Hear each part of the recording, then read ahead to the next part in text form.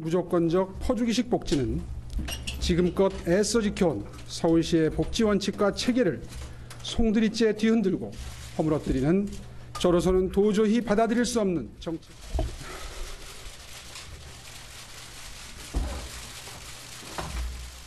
주민투표의 결과에 책임을 지고 오늘 시장직에서 물러나고자 합니다. 일단 일어나서 큰 절부터 드리겠습니다. 때마다 저의 서울시장직을 걸고 행했던 주민투표 자부심을 느끼고 있습니다만 그 결과 임기를 다 마치지 못하고 중도에 사퇴했던 부분에 대해서는 다시 한번 깊이 머리 숙여서 사죄의 말씀을 드립니다. 종로에 출마를 위해서 2년 거주한 기간을 빼면 나머지 6년의 기간을 광중구에 지금 거주를 하고 있습니다. 그것보다 더 어려운 곳으로 가라라고 해도 그곳을 찾아가서 제 책임을 다하는 것이 제 도리다 하는 마음가짐으로 임하겠다. 현 정부의 무능과 폭주에 대해서 우려하고 견제를 해야 한다는 마음가짐으로 이 집회에 참여하시는 분들이 점차 늘어나고 있습니다. 그분들의 그런 걱정과 우려를 모두 담아낼 수 있는 정당이 돼야 된다고 생각을 합니다. 오세훈 전 시장이 합국당에 입당을 했습니다. 그런데 사죄하고 반성한다면서 입당을 했단 말이에요. 그러니까요. 아무래도 이제 오세훈 시장에 대해서 보수 진영에서 그런 부분에 대한 실망감이 있죠. 사실 서울시장을 그걸 걸고 지난번에 이제 복지 문제 걸고 사실은 했었잖아요. 비판이 많았죠. 그 비판이 많았죠. 그거 그렇게 해가지고 물러나게 된 것에 대한 비판이 많았어요. 그러다 보니까 본인이 정치에서 일산에서 일정 부분 물러나 있었는데 그러면서 이제 돌아오니까 사실 그 부분을 먼저 사과하지 않으면 사실 보수 입장에서는 본인이 보수의 단일 대우를 만들고 보수 통합을 위해서 일하겠다고 하는데 본인의 예전에 어떤 보수에서 여러 가지 부정적으로 생각하는 부분들에 대한 털고 가는 부분이 없다고 하면 어려움이 있을 거라고 봐요. 그런 점에서 본다면 이제 오세훈 전 시장 같은 경우 그런 부분을 일정 부분 얘기하고 그리고 나서 이제 새로운 결의를 다지는 쪽으로 가는 것이 맞다고 판단했을 가능성이 있고 그러고 나서 이제 저는 한 가지 좀 아쉬운 것은 태극기 부대의 충정을 생각해야 된다. 이 부분이 이제 앞으로 논란이 될 가능성이 저는 있다고 보거든요. 그러니까 물론 보수의 단일 대우라고 하는 부분들을 강조하는 부분들은 이해가 되지만 그래서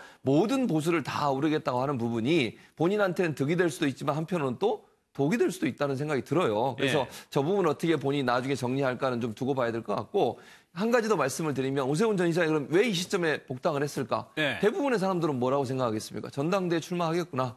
이렇게 생각하지 않겠습니까? 그런 시간표상에 있는 하나의 이벤트가 아니겠나 하는 생각이 듭니다. 그러면서 오늘 통합전대라는 표현을 썼어요. 그거는 보수의 모든 정파가 다 한국당 밑으로 모여서 전당대회를 치르는 겁니다. 그러면 바른미래당에 있는 분들도 올 수 있다는 얘기가 되는 건가요? 그 전제로 하고 있는 것 같습니다. 근데 본인이 이제 단일 대우 이런 표현을 쓰시는데 이제 보수가 빅텐트든 어떻든 아니면 자유한국당의 이름 아래든 이렇게 반문이라는 얘기도 했지만 그건 좀 별론 것 같고요. 나머지 어떤 명분으로 해서든 보수가 다음 총선 전에는 단일 대우를 형성해야 된다는 게 이렇게 다들 같이 하는 인식인 건 맞거든요. 네, 총선 전에. 2020년 전에 해야 되니까 내년에 해야 되는 거죠. 내년에 해야 되고 그리고 공천을 같이 하지 않으면 공천을 단일화를 하지 않으면 이렇게 바른미래당이랑 자유한국당이랑 이렇게 갈라서 나누어서 공천을 한다면 진보 진영이 이길 수밖에 없어요. 구도상.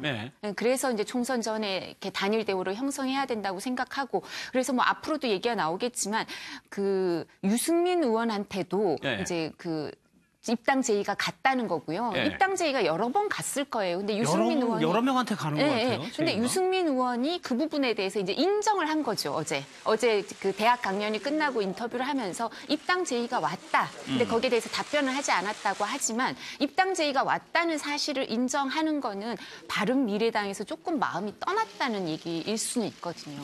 그리고 기본적으로 그 밑에 원외위원장들이나 여러 정치인들, 전현직 정치인들은 당협위원장 문제가 있어요. 지역구에 위원장을 누가 할 것인가 이런 그런 정치 공학적인 생각을 하더라도 내년에는 통합 전대를 이루어서 공천권이 단일화되고 한 정당에서 공천이 이루어져야지만 보수 진영이 일정 부분 개헌 저지선이든 아니면 잘하면 과반수를 넘든 그런 목표를 이루어낼 수 있다고 생각을 하는 것 같습니다. 그러니까 여러분이 지금 복합적으로 좀 움직이고 있는 것 같아요. 그러면 글쎄요, 이거는 개인적인 호불호 표로 갈릴 수도 있는데 오세훈 전 시장의 어떤 정치적인 매력? 지금 광진을 얘기했었거든요. 그러니까 험질난 가겠다라는 건데 저번 종로 선거에서는 떨어졌었단 말이에요. 네, 지난번 총선에서는 종로에 나갔다가 이제 낙선을 했었는데요. 네. 지금 이제 이 오세훈 전 시장이 주소지가 있는 곳이 광진을이라고 합니다. 이 공교롭게도 광진을이 이제 추미애 전 민주당 대표 그렇죠. 네. 그곳에 있기 때문에 사실상 오선인 추미애 대표를 이기는 게 과연 녹록지 않겠느냐, 쉽겠느냐라는 그런 이야기가 나오고 있는 거고요. 거기에 대해서 이제 오세훈 전 시장이 오늘 이제 입당을 하면서 주소가 있으니까 거기에 나가는 것에 대해서 기사들이 많이 나오고 있는데 나가라고 한다면 당연히 나가서 싸우겠지만 네. 그러나 거기가 아니다고 하더라도 그러니까 본인이 가지고 있는 굉장히 뭐 명망이라든가 아니면 인지도라든가 또 이미지라든가 이런 것들이 굉장히 많지 않습니까? 또 특히나 오세훈 전 시장 같은 경우에는 보수 진영에서 또 차기의 어떤 대권 주자다라고 이렇게 이 뭐 여론조사에 나오고 있는 그런 상황이기 때문에 네. 당으로서는 아마도 더 필요한 곳이 있다라고 한다면 오세훈 전 시장이 가지고 있는 어떤 그런 힘을 가지고 총선 전체를 뭔가 구도를 바꿀 수 있을 정도의 끌어갈 수 있는 힘이 있다라고 한다면 그런 험지로 보내겠다라는 생각이 당이 있는 것으로 보이고요. 네. 아마 오세훈 전 시장으로서도 지금까지의 정치 활동을 거의 한 7년여간 중단을 했다가 지난 총선으로 데뷔를 했고 그 과거의 어떤 이미지가 조금 이렇게 좀 뭔가 이렇게 참신하고 선한 이미지가 있지만 네. 승부사적 어떤 기질이라든가 이런 것들은 좀 부족하다라는 것이 있기 때문에 아마 대선 직전에라도 본인의 어떤 승부수를 좀 띄기 위한 네. 정치적 행보를 좀 할 것으로 보입니다. 그럼 이다음서 좀 물꼬가 트이는 겁니까? 어떻게 되는 겁니까? 이게? 그러니까 현실적으로 사실은 이게 단일화가 그 정당이 하나로 만들어지지 않으면 필패일 수밖에 없어요. 그러니까 뭐 바라는 게 그 경제가 그렇게 좋지 않으니까 이런 상황이 계속되면 반사 이익을 얻을 수 있을 거다라고 하더라도 그런 부분은 이제 아주 그 지역적인 연고가 깊은 영남이라든가 몇 군데뿐일 거고요. 수도권이라든가 충청권 또 강원 이런 데는 그런 명분만으로는 경제 안보 이런 데 있어서 실정이 어느 정도 있으니까 우리한테 네. 표를 달라 이것만으로는 좀 어려워질 거고 제일 중요한 건 무당층이거든요. 중도적 지지층. 이 사람들을 끌어올려면 그리고 또 우리 그 산토끼 말고 집토끼도 이제 나누어지지 않으려면 집토끼를 잡기 위해서라도 네. 이게 표가 모여야 되니까요. 그러기 위해서는 보수 단일 대우를 이루어야 되는데 근데 그 모양새가 아까 우리 최 교수님 말씀하신 것처럼 너무 구구적인 모습을 보여서는 또 중도층을 못 데리고 올 테니까 예, 예. 어떤 모양새를 만들어야 될지 고민이지만 정치 공학적이든 명분으로든 단일 대우를 형성해야 표를 얻을 수 있고 인식은 또 가지고 있다. 명분이 있는 건 사실인 것 같습니다. 알겠습니다.